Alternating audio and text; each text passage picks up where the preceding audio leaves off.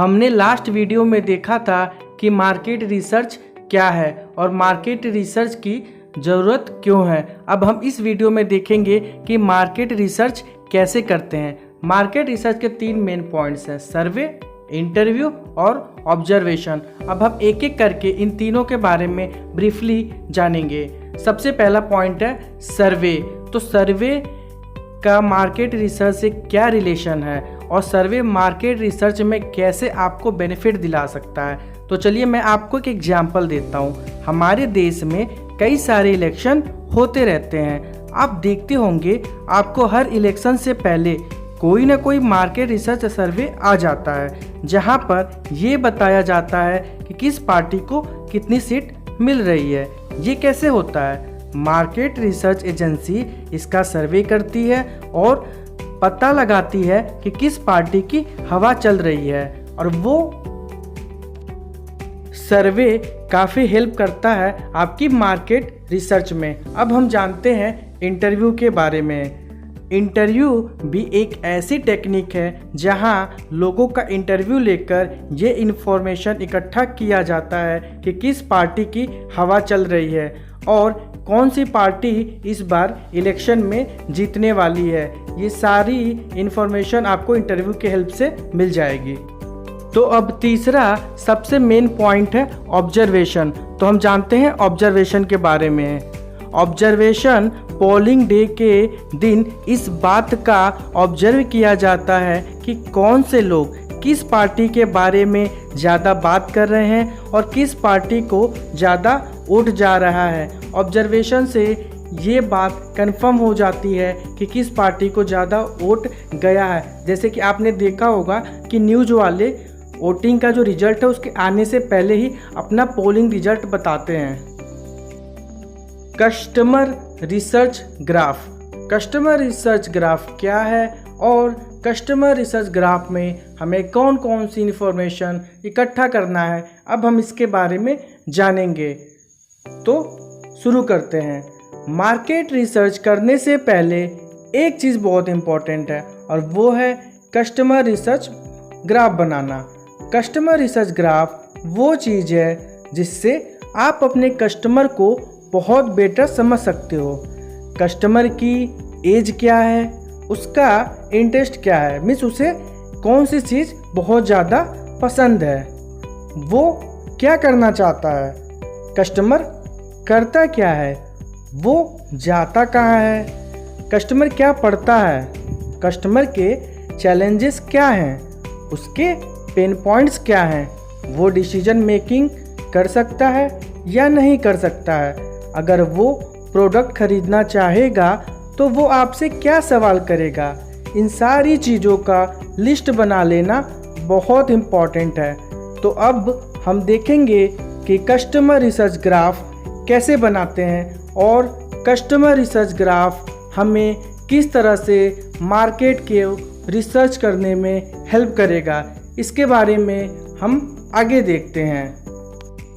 तो मैं अब आपको कस्टमर रिसर्च ग्राफ के 5 इम्पॉर्टेंट फैक्टर्स बताऊंगा जिससे कि आपको मार्केट रिसर्च में काफ़ी हेल्प मिलेगी। पहला फैक्टर है डेमोग्राफिक्स। डेमोग्राफिक में आपको कस्टमर का नेम, उसका एज, जेंडर और एजुकेशनल बैकग्राउंड, ये इन्फॉर्मेशन कलेक्ट करना है। ये बहुत ही काल्पनिक चीज़ है लेकिन ये आपकी मदद करेगा कस्टमर रिसर्च ग्राफ बनाने में। सेकंड नंबर पे आता है गोल्स एंड वैल्यूज़। कस्टमर्स के गोल्स क्या हैं और उसकी वैल्यूज़ क्या हैं, ये आपको इकट्ठा करना है। Third number source of information. वो क्या काम करता है, कैसे करता है, कौन सा सोशल मीडिया यूज करता है, वो कौन सी ऑनलाइन वेबसाइट पढ़ता है, इन सभी चीज़ का आपके पास एक लिस्ट बनना चाहिए। Challenges and pen points. उसे किस तरह के चैलेंजेस आते हैं, किस तरह के पेन पॉइंट्स हैं उसके, किस चैलेंजेस को लेकर या किसी प्रॉब्लम को लेकर। फिफ्थ है ऑब्जेक्शन एंड रोल्स। उसके ऑब्जेक्शन क्या हैं और उसके रोल्स क्या हैं। इन सारे चीज़ों को हम देखने वाले हैं। हम एक एग्जाम्पल ले रहे हैं।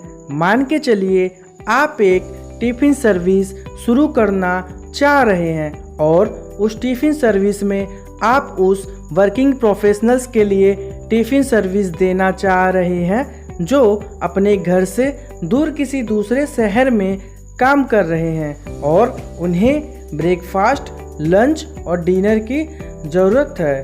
तो एक कस्टमर का रिसर्च ग्राफ बनाकर मैं आपको दिखाता हूँ। मैंने आपको कस्टमर रिसर्च ग्राफ के 5 मेन पॉइंट्स बताए थे। उस कस्टमर रिसर्च ग्राफ के अकॉर्डिंग हम कस्टमर की फुल इंफॉर्मेशन एक काल्पनिक तौर पर कलेक्ट करेंगे। तो चलिए स्टार्ट करते हैं। मार्केट रिसर्च करने से पहले आप कस्टमर रिसर्च ग्राफ ज़रूर बना लेना। कस्टमर रिसर्च ग्राफ वो चीज़ है जो आपको आपके कस्टमर को समझने में हेल्प करेगा। कस्टमर रिसर्च ग्राफ हमेशा मार्केट रिसर्च से पहले ही बना लेना चाहिए ताकि आपको पता हो कि मुझे किन लोगों तक पहुंचना है और किन लोगों से मुझे सही इन्फॉर्मेशन मिलेगा। अब मैं आपको एक कस्टमर रिसर्च ग्राफ बनाकर दिखाऊंगा और आपको भी प्रैक्टिस में कस्टमर रिसर्च ग्राफ काल्पनिक तौर पर ज़रूर बनाना है जिससे कि आपको मार्केट रिसर्च में हेल्प हो सके। यहाँ पे आप देख सकते हैं एक कस्टमर है, उसका नाम है मनीष। उसकी उम्र है 25 साल। उसने अभी अभी अपनी पढ़ाई ख़त्म की है और दूसरे शहर में जॉब के लिए गया हुआ है। उसकी सबसे बड़ी प्रॉब्लम ये है उसे टाइम पर खाना नहीं मिलता, उसे घर का खाना नहीं मिलता, उसे हमेशा ठंडा खाना मिलता है। उसे जो खाना पसंद है वो उसे नहीं मिल पाता है।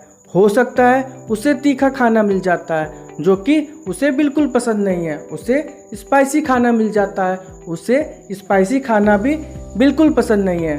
उसके बाद आपको ये देखना है कि वो कस्टमर कौन कौन सी साइट यूज़ करता है, जैसे कि क्या वो फेसबुक यूज़ करता है, सोशल मीडिया पे ज़्यादा रहता है, लिंक्डइन पे ज़्यादा टाइम अपना स्पेंड करता है, या फिर वो वेबसाइट पे जाके अलग अलग ब्लॉग्स को रीड करता है। तो आपको कस्टमर के बारे में ज़्यादा से ज़्यादा प्रोफाइल सोशल मीडिया से मिल जाएगी।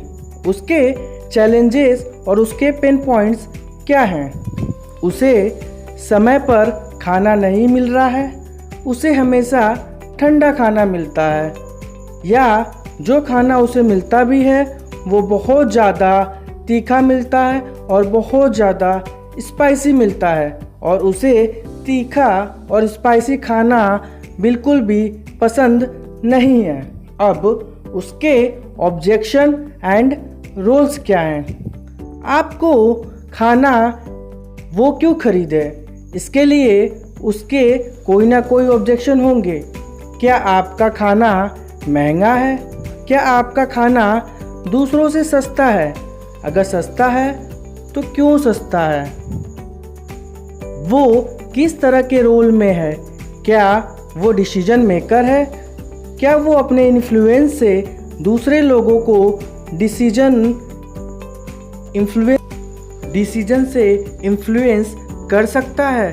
जैसा कि मान के चलिए मनीष को आपका खाना पसंद आया तो वो इसके बारे में अपने ऑफिस में अपने कलीग्स को, अपने दोस्तों को डेफिनेटली बताएगा।